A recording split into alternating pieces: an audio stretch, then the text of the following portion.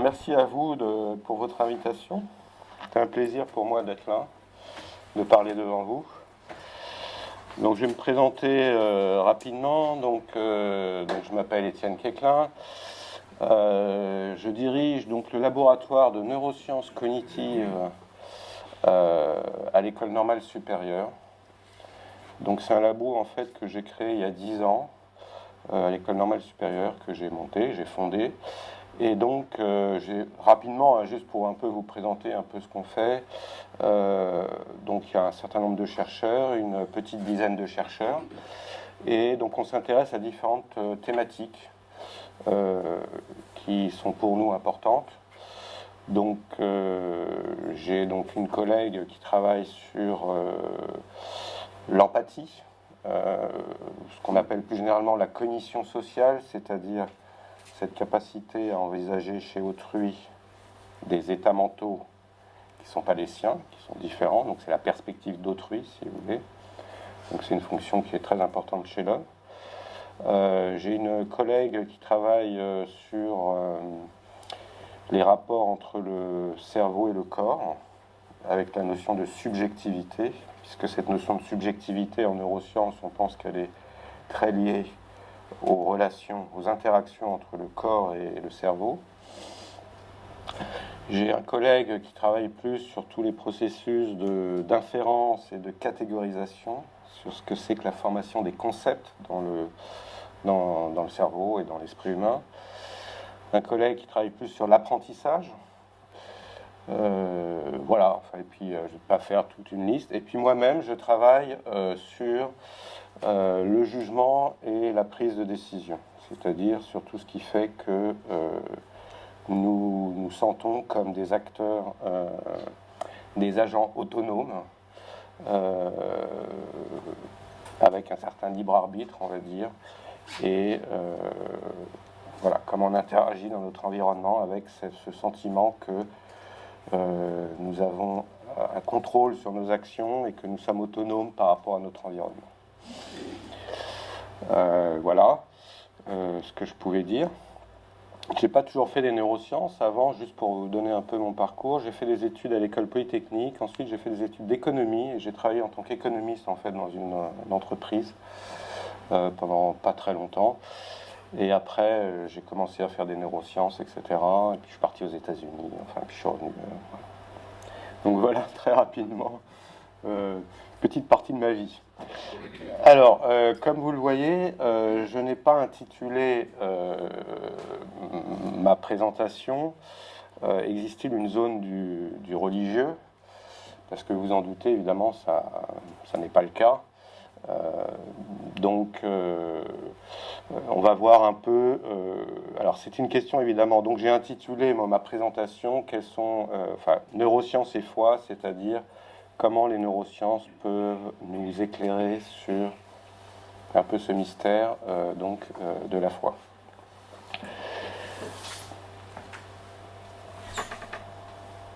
Alors,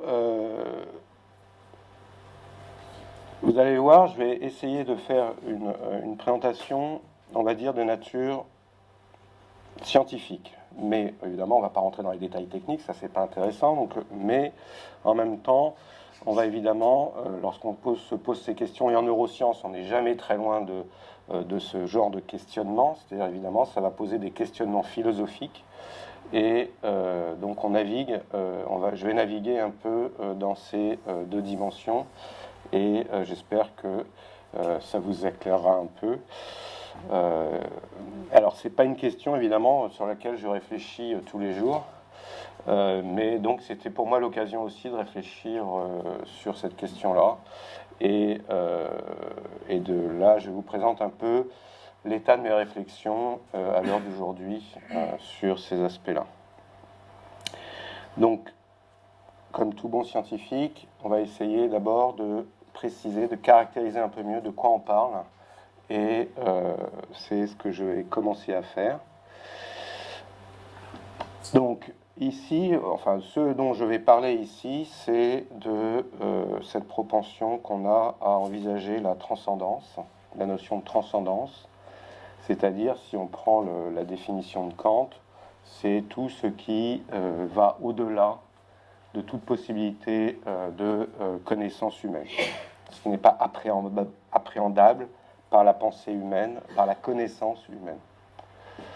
Évidemment, en dehors d'une croyance ou d'une foi.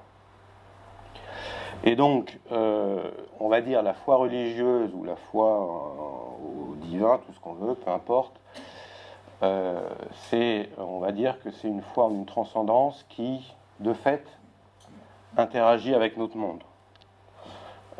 C'est pas quelque chose d'abstrait comme ça, etc., mais il y a de fait une interaction, etc., avec notre monde. Donc, je me place dans ce cadre-là, très général, c'est-à-dire que peuvent nous apporter les neurosciences sur cette question de la transcendance, définie ainsi, et plus particulièrement sur cette idée qu'une transcendance est éventuellement en interaction avec le monde, et que, voilà.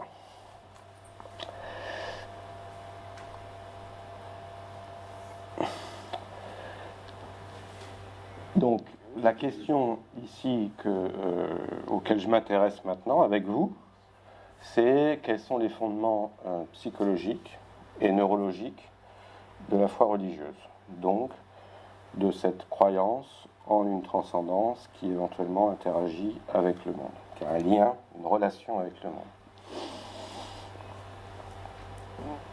Alors en fait, on va voir que c'est une question en fait passionnante.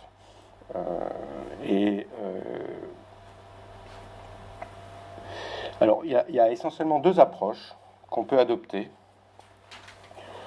La première approche, c'est de s'intéresser, c'est ce que j'ai mis ici. On peut essayer de comprendre les mécanismes cérébraux ou mentaux. Donc, je vais employer les deux de façon indifférente. C'est toute une discussion, mais donc quand je dis les processus psychologiques ou neurologiques, je ne fais pas la distinction, on pourra en parler si vous voulez, mais dans ma présentation, je ne fais pas cette distinction. Donc, on peut s'intéresser sur tous ces mécanismes psychologiques, neurologiques, de l'expérience mystique vécue. On peut appeler ça, de façon plus générale, la transe mystique. Qu'est-ce qui se passe? La question là, c'est qu'est-ce qui se passe dans le cerveau? Quels sont les phénomènes neurologiques, cérébraux, qui correspondent à une transe, et plus particulièrement à une transe mystique. Mais on peut également aborder la question sur qu'est-ce qui fait, est-ce que les neurosciences peuvent nous informer ou nous éclairer sur cette propension que l'être humain a en une foi de nature religieuse.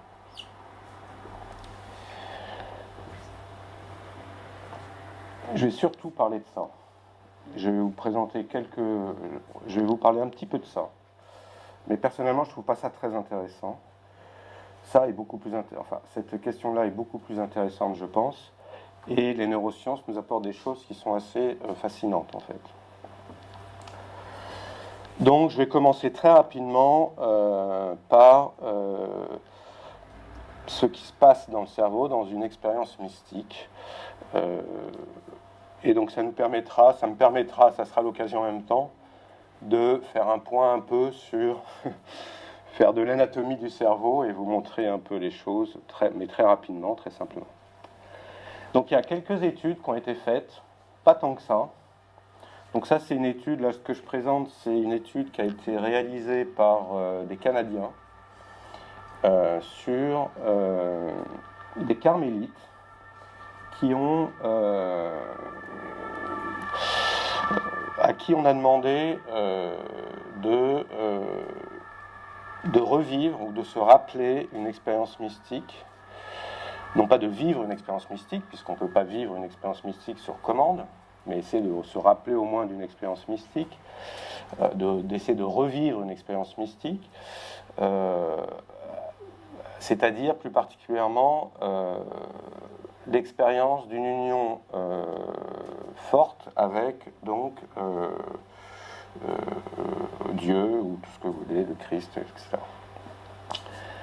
par rapport, et on a demandé en même temps à ces mêmes personnes de faire la même chose, mais par rapport à une personne, un proche, personne proche. Revivre une expérience d'union assez forte avec, de relation assez forte avec une personne humaine, etc.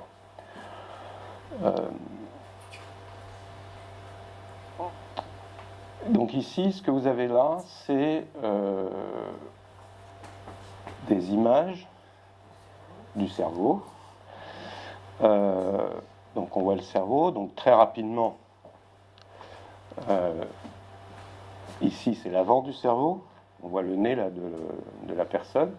Donc ici c'est le cortex frontal, ici c'est le cortex occipital.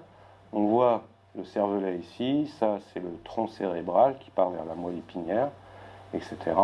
Et donc là vous avez un hémisphère qui est représenté, et puis ces différentes coupes, on coupe comme ça, enfin différentes images de coupe du cerveau qui sont prises donc verticalement, on dit sagittal, comme ça. Donc là vous avez la partie les plus médianes, les plus au milieu du cerveau, entre les deux hémisphères, et puis petit à petit on va vers des régions plus latérales.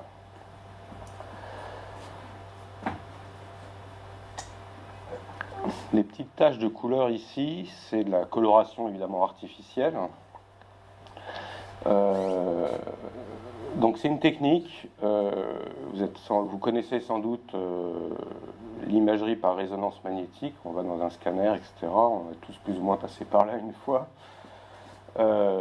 Donc c'est fait dans une machine comme ça, qui est un peu plus puissante en général que les machines qu'on utilise dans le domaine médical, et qui sont réglées différemment, qui sont réglées de manière à ce qu'on mesure, on regarde non pas la structure des tissus cérébraux comme ici, mais on va regarder en plus, et là c'est une superposition de ces éléments-là, la consommation d'oxygène des neurones en chaque endroit du cerveau. C'est ce qu'on mesure en fait. Alors en fait c'est assez indirect, mais en gros c'est ce qu'on mesure. Donc quand vous avez une tache ici qui est d'autant plus jaune voire blanche, c'est une zone du cerveau où les neurones consomment beaucoup d'oxygène, donc sont beaucoup impliqués dans le processus ou dans l'activité mentale qui a été demandée aux personnes qui sont dans le scanner.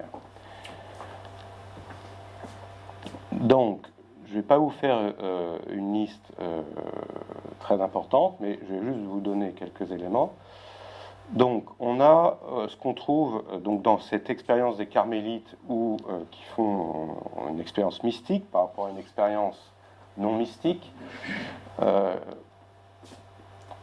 On va trouver ici des régions, donc plutôt vers l'arrière du cerveau et plutôt en haut, donc ici, ce qu'on appelle le cortex pariétal, qui sont des régions impliquées dans la représentation de l'espace, la représentation du corps spatialement. On va trouver une région ici qui s'appelle l'insula, qui est une région qui est impliquée dans ce qu'on appelle l'interoception, c'est-à-dire la perception des états internes corporels.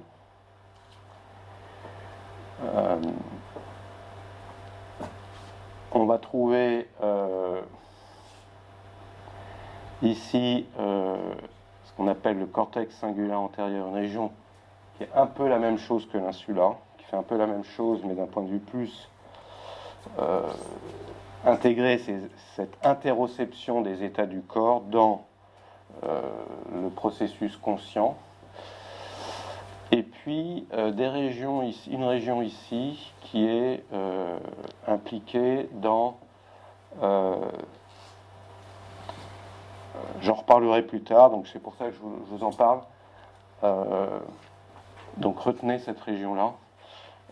C'est une région qui est impliquée dans, comment pourrais-je dire ça, dans la confiance qu'on a dans le processus mental en cours. Vous avez d'autres régions ici, donc ici c'est des régions, c'est le cortex occipital derrière, donc c'est des régions visuelles, donc évidemment il y a l'imagerie visuelle, il y a l'imagination visuelle, etc. Voilà. Donc c'est à la fois intéressant, mais en même temps, sont des régions qui participent qui sont impliquées dans toute autre activité que des activités mystiques, etc. Donc simplement, on va dire, l'expérience mystique ne se distingue pas par quelque chose de particulier, si ce n'est que ça met peut-être en relief un certain nombre de régions cérébrales qui sont plus impliquées, comme je vous ai dit, dans la représentation spatiale du corps, l'interoception, les représentations internes du corps, la confiance dans notre processus conscient en cours, tout un tas de choses qui sont en fait impliquées dans la vie quotidienne, etc. Simplement, ça les met en œuvre.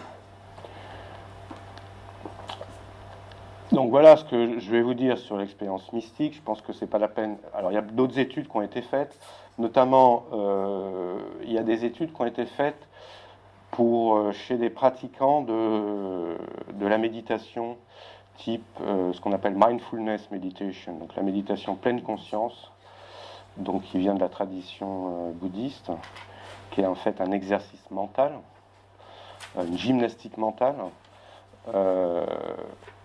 Donc on va retrouver en fait dans ces expériences-là des régions finalement, surtout les régions de l'insula, ici, puisque évidemment c'est des pratiques qui sont très liées sur le lien entre le corps et le mental. Et donc l'insula, c'est une région qui est impliquée précisément dans ce lien entre la vie mentale et la vie corporelle. Ces régions-là aussi également.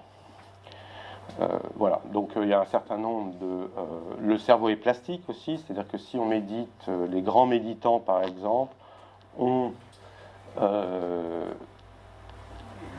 une densité de matière grise, par exemple dans l'insula, qui augmente.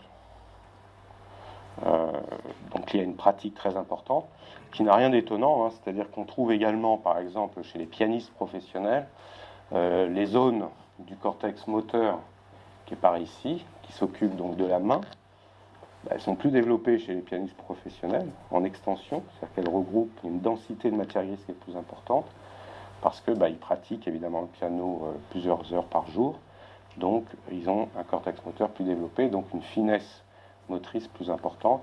On trouve ça chez des jongleurs, etc. Donc c'est tout à fait naturel qu'on trouve ce genre de choses, puisque dans la méditation type, dans la tradition bouddhiste, il y a évidemment un élément très important qui est le fait d'habiter son corps, si je puis dire, etc. Donc on retrouve cette plasticité liée aux régions qui sont impliquées dans l'interoception, donc un accroissement, etc. Donc il n'y a rien de mystérieux dans tout ça, c'est très simple, mais il n'y a rien non plus de spécifique, on va dire, aux états mystiques. Donc ça c'est quand même important de garder. Donc il n'y a pas de zone, si vous voulez, liée au mystique. Mais l'expérience mystique est de fait a une réalité qui est cérébrale. D'accord ? Donc je vais me tourner vers la deuxième question, qui est donc la deuxième approche, qui est essayer de comprendre si dans le cerveau il y a des processus ou des mécanismes, comme on dit, qui expliqueraient ou qui nous éclairaient sur notre propension, la propension humaine à envisager une transcendance, à appréhender par la croyance à croire à une transcendance qui éventuellement interagit avec le monde dans lequel on vit.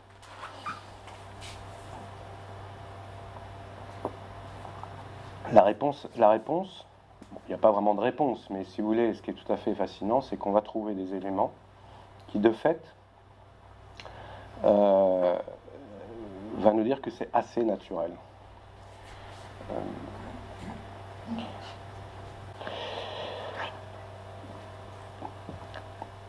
Donc, on va essayer. Alors déjà, il faut essayer de préciser avec vous, d'un point de vue scientifique, c'est quoi le concept de transcendance? Comment on peut caractériser le concept de transcendance scientifiquement? Je pense personnellement que le concept de transcendance, on peut le relier à ce qu'on appelle en science le hasard. Parce que c'est quoi le hasard pour des scientifiques? C'est précisément ce qui, dans la réalisation d'un événement, dans la survenue, l'occurrence d'un événement, ce qui n'est pas connaissable. On peut certes en mesurer la probabilité, etc., mais le fait que cet événement se réalise ou ne se réalise pas, il n'est précisément pas appréhendable par notre connaissance. C'est pour ça que la théorie des probabilités existe, etc. On peut en mesurer éventuellement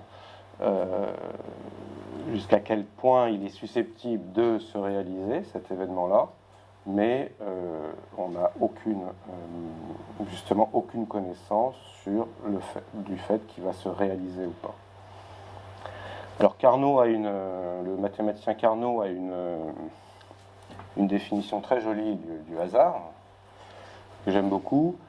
Il parle c'est la rencontre de deux séries causales indépendantes. C'est-à-dire que précisément, il y a deux choses intéressantes ici. Dire que c'est deux séries causales indépendantes, c'est que, puisqu'elles sont indépendantes, la rencontre de ces deux séries, ça veut dire que cet événement-là, il n'est pas causé par quelque chose qu'on peut appréhender, par une cause qu'on peut connaître. Autre chose intéressante de cette définition, c'est que le caractère indépendant, il va dépendre de l'observateur, évidemment.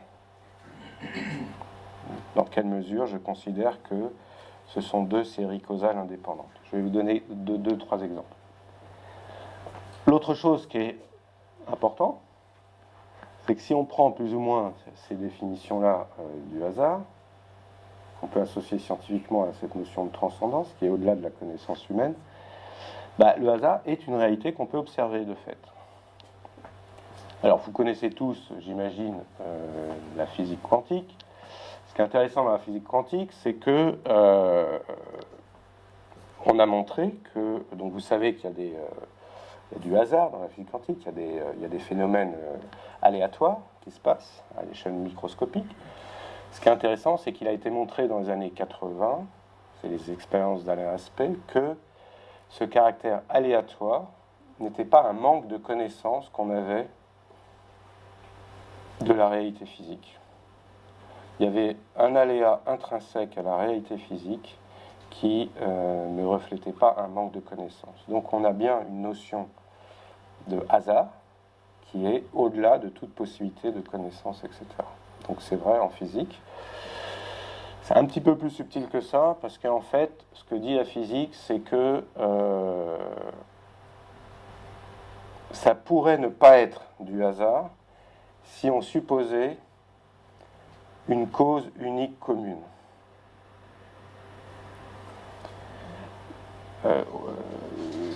Commune, mais qui a une influence instantanée à distance, etc. etc. Donc, pour les physiciens, c'est une hypothèse qu'on peut faire, mais qui n'est pas très intéressante, parce qu'elle n'est pas très opératoire. Donc, on la laisse de côté, et on préfère garder cette idée qu'il y a un hasard intrinsèque. Bon, éventuellement, il y a une cause commune, transcendante, justement, on va dire, etc. Je fais un petit détour par ça, parce que par ces éléments-là, parce que vous allez voir que on va petit à petit revenir à ce qui nous intéresse vraiment. Autre élément,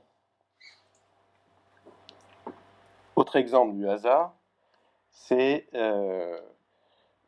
je lance un dé. Évidemment, je peux mesurer, je sais que j'ai une chance sur 6 de tomber sur chacune des faces du dé, mais on peut imaginer que tout est déterministe, mais c'est tellement complexe. Un micro-facteur, un facteur microscopique comme un petit souffle de vent peut changer complètement la trajectoire du dé. Donc en fait, en principe, le résultat est de fait, pour nous observateurs, complètement aléatoire et hasardeux au sens où on peut en mesurer la probabilité, mais on ne pourra jamais calculer, quels que soient nos outils, sur quelle face va tomber le dé. Donc c'est aussi une réalité, il y a le hasard, on peut le voir comme ça aussi. Et que, voilà. Autre élément aussi, autre réalité du hasard, en tant que nous, observateurs, c'est Monsieur X prend l'avion, malheureusement, catastrophe, il y a l'avion, il y a un accident d'avion, l'avion se crache, et Monsieur X décède dans l'avion.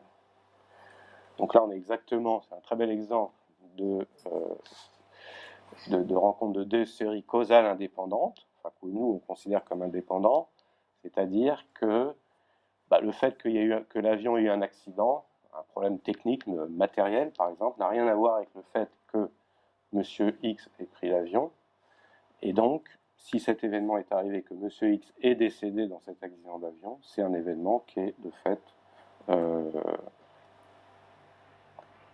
aléatoire et qui correspond à donc, où il y a un aléa, il y a du hasard qui n'est pas connaissable, même si on peut après imaginer que calculer des probabilités, etc. Donc c'est le même idée. Donc ça, c'est des exemples très différents, juste pour vous donner une idée. Alors là, ce que j'ai mis, c'est que, évidemment, donc c'est ce que je disais un peu pour la physique quantique, mais on peut dire ça pour ces deux exemples-là, du lancer de dés et de l'accident d'avion. Je suis désolé, c'est pas un exemple très réjouissant, mais bon, c'est un bon exemple quand même. On peut évidemment attribuer le hasard à une main, à une volonté, c'est ce que je disais pour la physique quantique, à une cause transcendante qui est de toute façon pas connaissable. Et donc, c'est, si vous voulez, je dirais, je ne sais pas si vous connaissez cet adage de Laplace. Laplace qui présentait ses travaux, donc le mathématicien Laplace qui avait fait tous les calculs de la mécanique céleste pour calculer le mouvement des planètes. Il présente ses travaux à Napoléon. Il dit voilà, sire, avec ma théorie, mes calculs, etc., je peux prédire le mouvement des planètes, etc. Très bien. Et donc Napoléon, qui n'était pas du tout idiot, il dit et Dieu dans tout cela. Et la réponse de Laplace, qui est absolument superbe, il lui répond sire, je n'ai pas eu besoin de cette hypothèse. Et donc c'est exactement ça, c'est-à-dire c'est exactement cette réponse-là. Alors lui, il n'était pas dans le cadre du hasard, mais il était dans le cadre, à l'époque, de la mécanique avec ses lois qui sont superbes, etc. Donc cette idée que c'était une horlogerie superbe et que il devait y avoir la main de Dieu, etc. Mais là, c'est exactement pareil pour le hasard. D'un point de vue scientifique, c'est une hypothèse qui est neutre en quelque sorte. On peut tout à fait imaginer une main divine ou pas de main divine. On est au-delà de la connaissance scientifique, humaine ou philosophique. Et donc, c'est un acte de foi, en quelque sorte. Voilà. Alors, maintenant, on va revenir au cerveau. Globalement, ce qui est tout à fait intéressant, c'est que le cerveau humain, mais le cerveau en général, hein, chez les mammifères, il n'aime pas le hasard. Alors, je vais élaborer un peu là-dessus.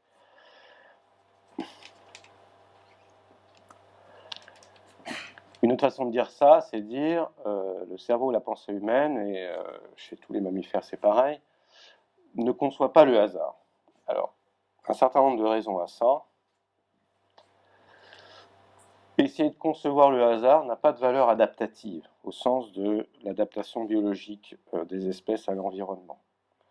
Je vous donne un exemple. Je vais prendre l'exemple du lancer de dés.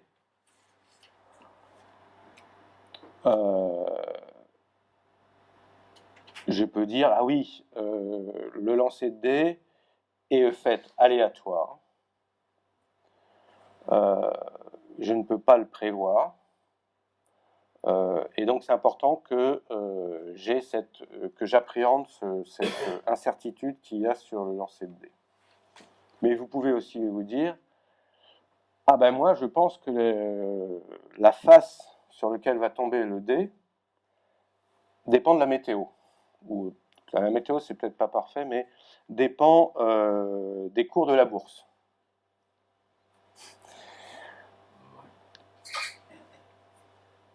Ou dépend de tout ce que vous voulez, ou dépend des tâches qui apparaissent sur le soleil, etc. Bon. Qui est évidemment une pensée, ce qu'on appelle nous dans notre domaine une pensée magique, mais elle n'est pas plus absurde que le fait de dire de toute façon je ne peux pas prévoir le résultat du dé. Dans tous les cas, vous ne faites pas moins bien, et éventuellement vous faites mieux. Il peut se passer que de fait, le résultat du lancer du dé peut dépendre de la météo. Par exemple du vent, etc. Bon, on ne sait pas. Donc ça n'a pas d'intérêt de se dire cette chose-là arrive par hasard d'un point de vue d'adaptation biologique.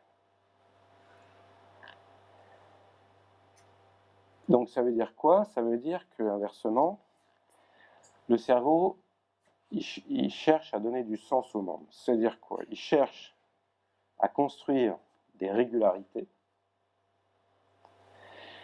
qui lui permettent d'anticiper, éventuellement d'anticiper et de prédire l'occurrence d'événements futurs. Alors, je vais vous donner quelques exemples pour vous montrer que c'est quelque chose qui est très très fort dans le cerveau. C'est que c'est une propension irrépressible.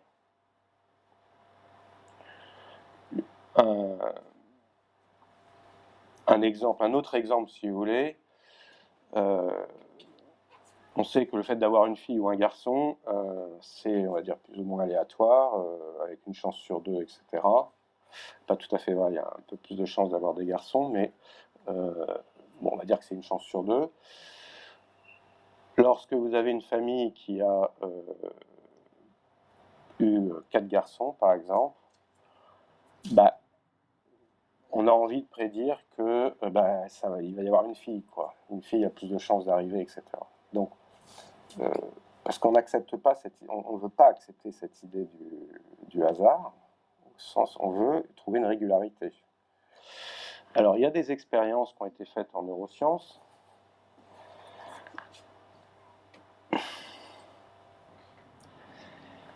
que le cerveau en fait peut détecter, apprendre et anticiper des séquences d'événements, même en dehors de toute conscience.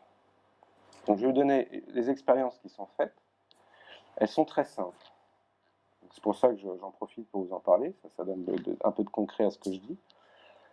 On présente sur un écran 4 cases comme ça à un individu. Et il y a un point qui se déplace d'une case à l'autre, lentement, par exemple 2 secondes. Le point il est là, puis il va apparaître là, puis après il apparaît là, puis après il apparaît là. Ce qu'on demande à la personne, il a 4 doigts, il a 4, par exemple sur un clavier, il a 4 boutons, et à chaque fois que le point apparaît dans une case, il doit appuyer le plus rapidement possible sur le bouton en question, qui correspond à cette case. Imaginez, j'ai mes 4 doigts, le bouton est là, j'appuie là, si le bouton apparaît là, j'appuie avec mon petit doigt, etc. Donc je suis simplement, en essayant de répondre le plus vite possible, de réagir le plus vite possible à l'apparition de ce point.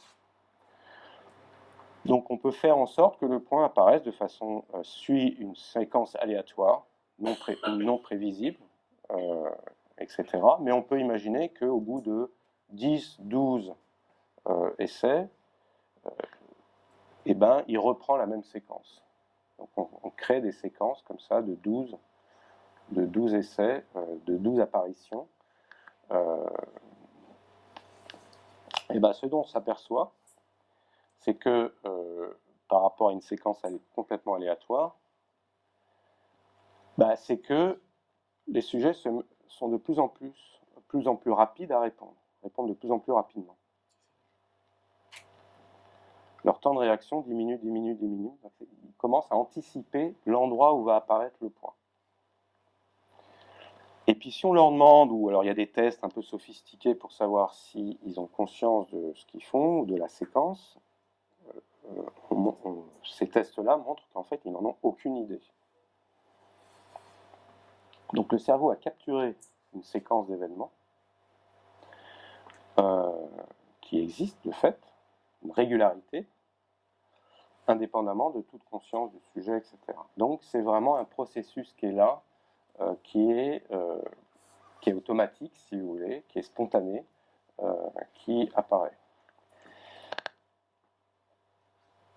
Là, donc c'est toujours pareil, là c'est une coupe du cerveau qui est horizontale. Là, ce que montre, c'est que quand la séquence est, donc on observe une diminution des temps de réaction, et puis on observe progressivement une activation qui augmente dans ici le cortex moteur ou prémoteur plus exactement. Donc c'est la région ici. C'est la région ici. Donc ça c'est l'avant du cerveau, l'arrière. Hein. Donc je vous ai mis ça sur cette image-là parce que ici c'est vraiment le cortex moteur. Le cortex moteur, c'est le cortex qui s'occupe vraiment des commandes motrices. Donc vous voyez que et donc ça c'est ce qu'on appelle l'homunculus moteur, c'est-à-dire que sur cette bande-là de matière grise est représenté l'ensemble du corps, des commandes du corps. Donc vous voyez que par exemple la main occupe une très grande surface, le visage aussi, et notamment la bouche, voilà, puis le reste du corps, etc. Donc ici, les activations qui ici, elles apparaissent juste devant l'air de la main, mais c'est normal, le sujet répondait avec la main, etc.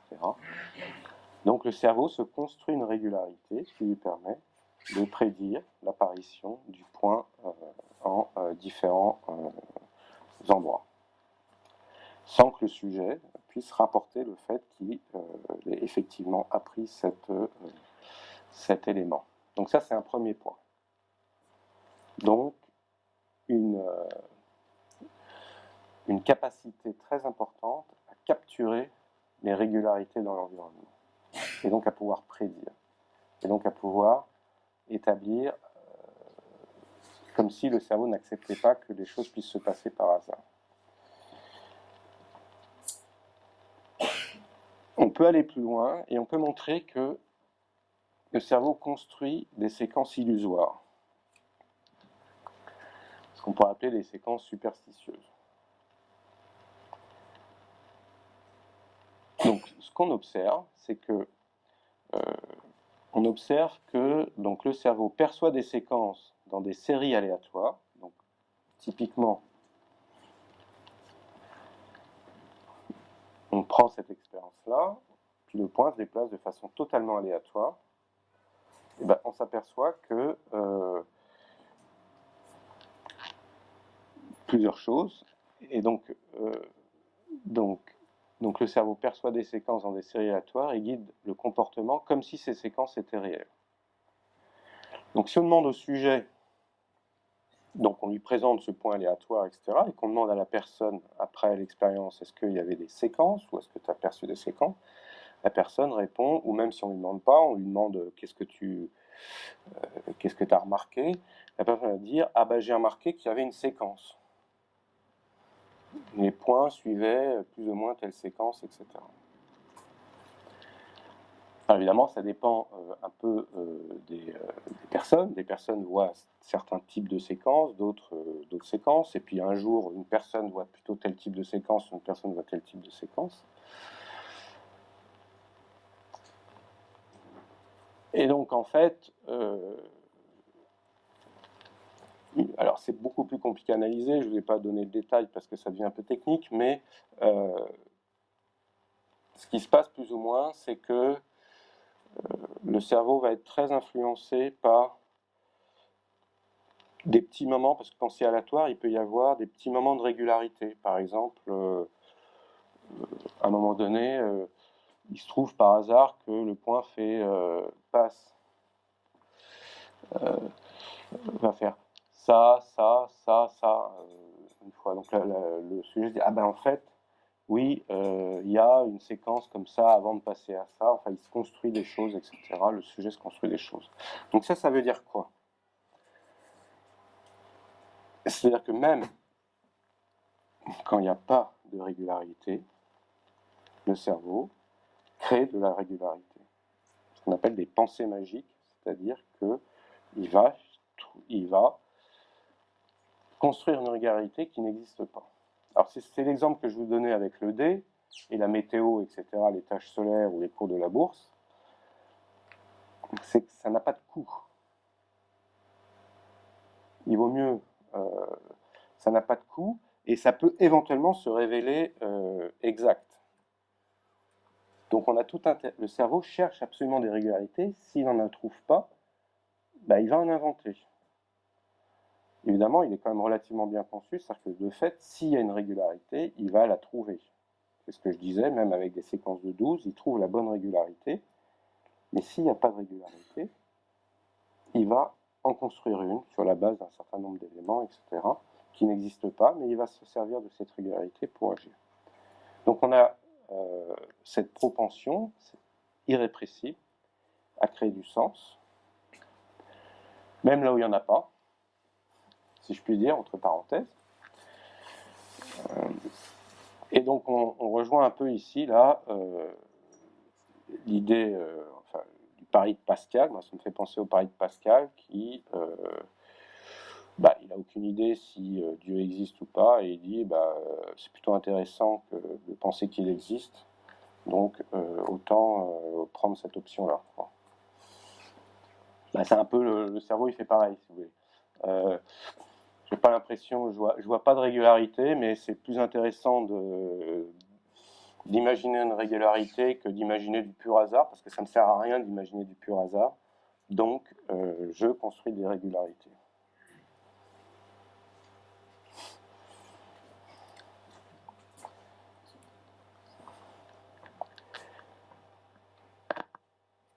Alors, on va aller un peu au-delà.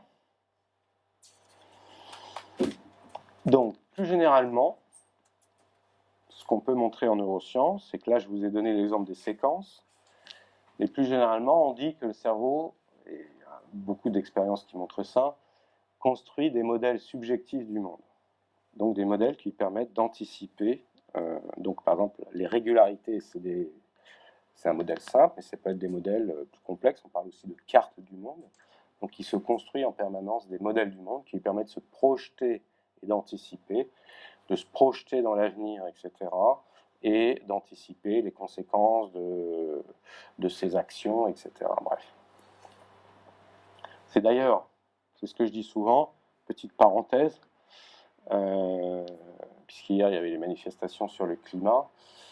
C'est une des difficultés fondamentales avec la problématique du climat, c'est que on n'arrive pas à se projeter, on n'arrive pas à construire une carte ou un modèle subjectif de ce que ça veut dire un réchauffement climatique. Donc non seulement ça arrive très loin dans la durée, on sait que le cerveau humain, les événements très lointains, ça ne l'affecte peu, et en même temps, on n'a pas de modèle subjectif ou de carte, si vous voulez, qui nous permettent de nous projeter. Qu'est-ce que ça veut dire 2 degrés de plus ou 3 degrés de plus? C'est totalement abstrait, et donc, comme on n'a pas ces modèles, comme notre cerveau n'arrive pas à construire ces modèles-là, c'est très difficile de modifier nos comportements. Petite parenthèse, voilà, mais on voit bien que ça a des effets, que c'est des choses très importantes en fait pour le comportement humain et le comportement d'ailleurs d'autres espèces animales. On pourra en discuter après si vous voulez. Alors évidemment, il a des modèles subjectifs, il construit des modèles ou des régularités, mais il peut en construire plusieurs éventuellement pour une même situation. Et donc, ce qu'on peut montrer également, c'est que l'activité cérébrale, dans certaines régions du cerveau, je vais vous montrer des images après, il va construire un système de croyances sur ces modèles subjectifs. Il peut avoir plusieurs modèles concurrents, si vous voulez, et il va de fait mesurer, évaluer la croyance subjective qu'il a dans ce modèle-là versus cet autre modèle-là, évidemment à partir des observations, des événements, de la perception du monde qu'il a, etc.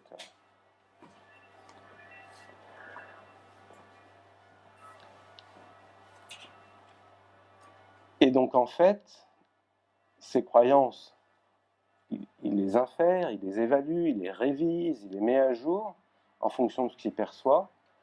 Et en fait, ce qu'on peut montrer, c'est que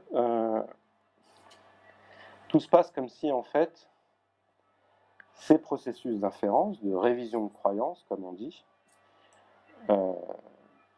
alors il faut prendre le mot croyance ici au sens anglo-saxon du terme, de belief. Donc c'est pas forcément la croyance au sens de la transcendance, mais c'est au sens ici des modèles. Mais la manière dont ces inférences cérébrales se passent nous indique qu'elles reposent sur ce principe-là, qu'en fait, il y a des causes cachées. Le cerveau raisonne, si vous voulez, comme s'il y avait des causes cachées qui déterminent les états du monde. Donc c'est ce qu'essaye de représenter assez maladroitement ce graphique. Ça, ce sont les états observables, les événements qu'on observe, qu'on perçoit du monde. Et puis, le cerveau, il a ses modèles, ses régularités, etc., plusieurs éventuellement. Et puis, il va les mettre à jour. Enfin, il va essayer de voir quelles sont les bonnes régularités, les bons modèles subjectifs du monde, sur la base de ce qu'il observe, mais en partant du principe qu'en fait, derrière ces régularités, en fait, il y a des états qu'il ne peut pas observer et qui peuvent évidemment changer, etc. Alors, ça ne veut pas dire que le cerveau, c'est là il y a une toute petite subtilité, ça ne veut pas dire que le cerveau envisage et fondé sur l'idée qu'il y a des états cachés ou des causes cachées, mais tout le principe de fonctionnement est comme si il y avait effectivement des causes cachées.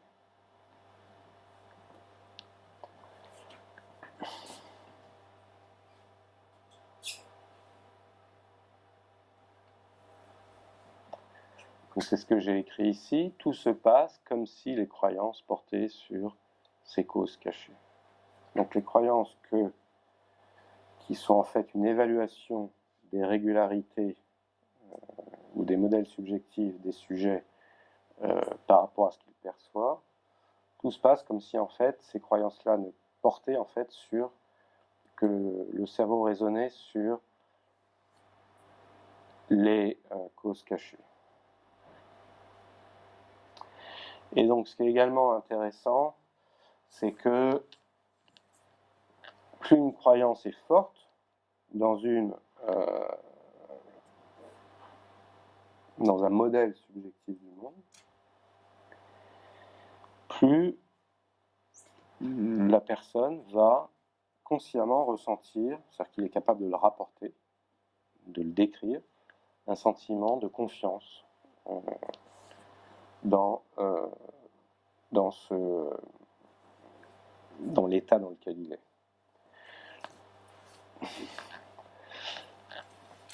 Là, je vous montre, alors pour vous juste, ça c'est aussi des résultats scientifiques, pour dire que tout ça, c'est pas du discours comme ça en l'air. C'est d'ailleurs des expériences qu'on a faites, nous, dans notre laboratoire. Donc on retrouve alors toujours le cerveau, la partie frontale, occipitale, on voit le cervelet, etc. Ici, vous voyez, on a fait une petite coupe là, dans le cerveau, sur l'image, pour montrer la face interne d'un des hémisphères, ici l'hémisphère gauche. Et là, on retrouve la région dont je vous parlais au début, qui était liée, vous savez, dans l'expérience mystique, cette région qu'on appelle en fait le cortex préfrontal ventromédian. Et bien cette région, on la trouve c'est une région où l'activité des neurones, l'activité cérébrale, reflète, c'est ce que montre ici, donc là en fait il y a deux régions, il y en a une ici et puis une ici, qui correspond d'ailleurs à l'autre région que trouvait aussi l'expérience mystique, reflète, ici il y a le mot reliability, mais justement on a pris un mot un peu neutre, mais c'est soit ça reflète, ça reflète soit la croyance, le belief, ou la confiance que le sujet a dans une régularité dont il se sert pour diriger son comportement.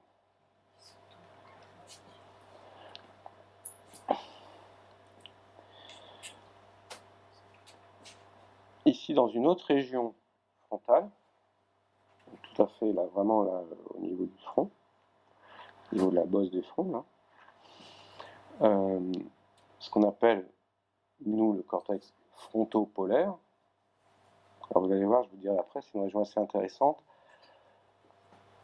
On trouve que l'activité du cerveau reflète la confiance ou la croyance du sujet dans... Alors, la confiance, la croyance, qui n'est pas forcément consciente. Je ne rentre pas dans les détails comment on arrive à la mesurer, mais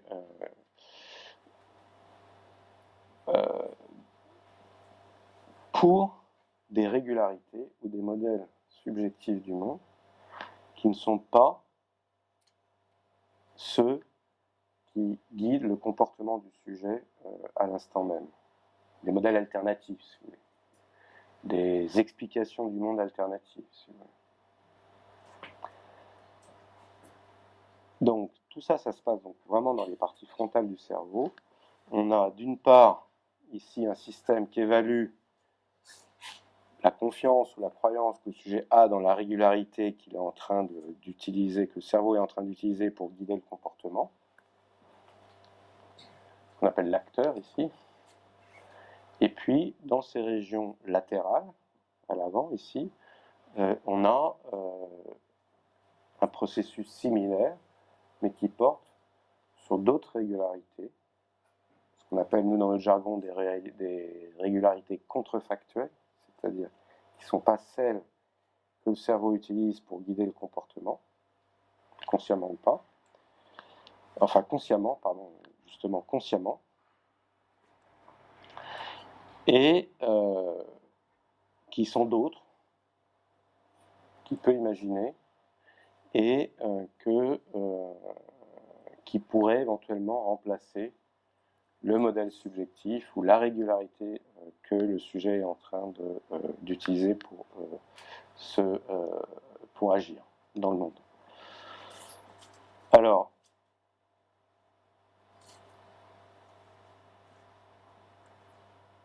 ce qui est tout à fait intéressant, c'est que ces régions-là, elles existent chez tous les mammifères. Les deux régions de la face interne. Ça veut dire que, par contre, celle-ci,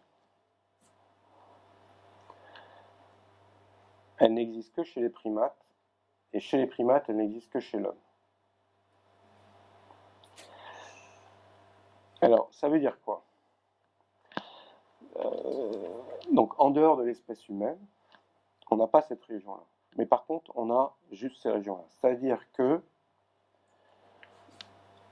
un animal, il a la capacité de juger si son comportement, enfin, il porte une croyance, une évaluation sur la pertinence de ce qu'il est en train de faire, et éventuellement, lorsque cette croyance diminue suffisamment, d'arrêter de se comporter ainsi et d'aller explorer autre chose.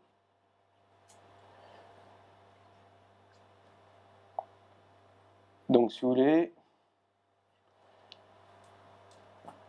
c'est un peu comme si l'animal croyait toujours en ce qu'il faisait, sans s'embêter avec autre chose. Et puis si à un moment donné ça fonctionne plus du tout, bon bah il explore autre chose, etc. Et il passe sur autre chose. Chez l'homme, c'est un peu plus complexe, pour le meilleur et pour le pire. C'est-à-dire que, peut-être pas en permanence, mais il a une région cérébrale qui lui permet de dire « Ah, là, j'ai cette croyance dans ce que je fais, etc. » Mais je pourrais penser que c'est plutôt ça qui est valide, etc., que j'ai une autre croyance sur autre chose, etc., et que ça serait peut-être mieux d'envisager cette chose-là, etc. ce qu'on appelle des pensées contrefactuelles ou des croyances contrefactuelles, etc.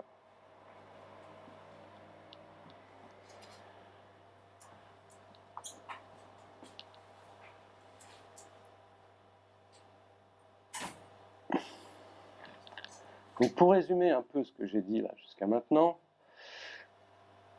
donc le cerveau construit du sens, des modèles subjectifs du monde, qui cherchent à réduire le hasard et à prédire les événements à venir. Le cerveau se construit des croyances sur ces modèles à partir de ce qu'il perçoit, comme si des causes cachées déterminaient les états du monde et agit en fonction de ces croyances. Donc, il se construit un système de croyances sur ces modèles subjectifs. Donc, si on était un animal et pas un homme, on ne dirait pas qu'il se construit des croyances sur des modèles, mais l'animal se construit une croyance sur son comportement. Est-ce qu'il est adapté ou est-ce qu'il est pertinent dans la situation, etc. Nous, on se construit un système de croyances sur des modèles alternatifs, sur plusieurs modèles possibles. Et ces croyances sont évaluées, mises à jour, révisées, confirmées, selon des processus qui partent de l'hypothèse qu'il y a des causes cachées qui déterminent les états du monde. Et donc évidemment, ces croyances ont un effet direct sur le comportement, etc. Puisque évidemment, ce que je n'ai pas dit, c'est que si un modèle subjectif alternatif du monde, la croyance dans ce modèle-là augmente considérablement, alors que la croyance dans ce qui guide mon comportement actuel diminue énormément, ben, je vais changer de modèle je vais switcher, quoi, comme on dit. Je vais basculer, pour parler en français.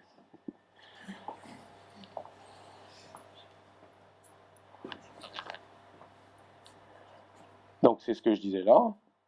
Il va éventuellement rejeter, le cerveau va éventuellement rejeter les modèles subjectifs qui rentrent en trop grande contradiction à ce qu'il perçoit, ou éventuellement l'évaluation de ses croyances sur ces différents modèles alternatifs fait qu'il préfère basculer sur un autre modèle, etc., parce que c'est plus cohérent, il va adapter, il va rendre cohérent son comportement avec son système de croyances. Évidemment,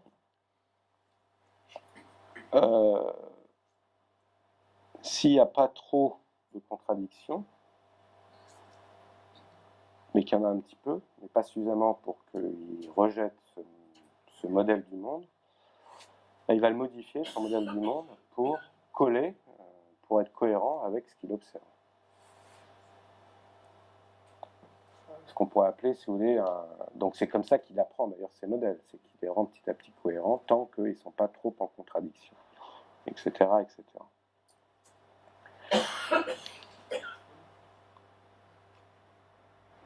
Donc, ça,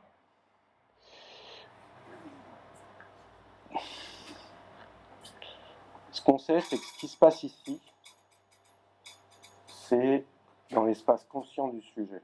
Le sujet peut rapporter effectivement sa croyance ou sa confiance. Si vous voulez, c'est lié aussi à un sentiment de confiance.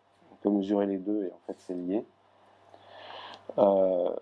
En revanche, ici, ce qui se passe ici, on ne sait pas trop. Notre intuition, et on n'a pas fait les expériences encore, c'est un peu compliqué, ça commence à devenir un peu complexe. On ne sait pas trop si ça se passe dans l'espace conscient du sujet ou pas, si le sujet a conscience de ce qui se passe dans ses croyances alternatives.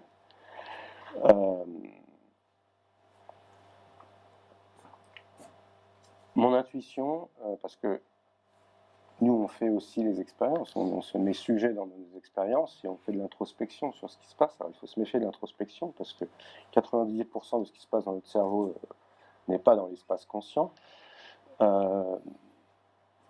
Mais en tout cas, moi quand j'ai fait la tâche, et quand j'en ai discuté avec mes étudiants qui faisaient la tâche également, qui faisaient ces tâches-là, ces expériences-là, en tant que sujet, on a l'impression que vous ne pouvez pas rapporter ce qui se passait là. Pourtant, on peut le mesurer. Donc ça, c'est un premier point. Donc, pour résumer, et je vais m'arrêter là, puis après on va discuter, ma réflexion, elle suivait cette logique-là. Ok,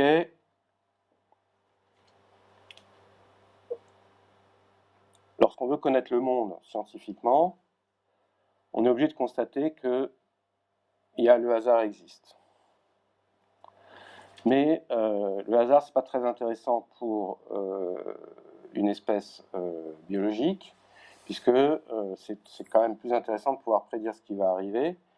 Donc, le cerveau n'aime pas le hasard, et donc il va de toute façon essayer, il va construire des régularités systématiquement. Donc il y a une propension irrépressible à donner du sens, etc. La manière dont ce sens se construit, c'est fait et est fondé sur le fait que le cerveau, après, va mettre en place un système d'évaluation, de croyance sur ces régularités, etc. Et que ce système de croyance est associé, opère comme si, de fait, il y avait des causes cachées dans le monde, etc., qui déterminaient les états du monde. Donc après, alors je dis bien comme si, puisque par définition, c'est des causes cachées qui ne sont pas observables, etc., donc elles ne sont pas connaissables, mais le cerveau raisonne comme s'il y avait de fait des causes cachées, etc. Et donc, ça crée, de mon point de vue, une propension à... Donc il y a une propension à imaginer effectivement une notion de transcendance, puisque c'est le principe sur lequel est fondé les mécanismes cérébraux, qu'il y a des causes cachées, et qu'il y a des causes, c'est-à-dire que ces éléments cachés ne sont pas observés, il n'y a pas de réalité en tant que telle, mais si vous voulez, en creux, notre cerveau fonctionne en creux, elles existent en creux, et donc on peut...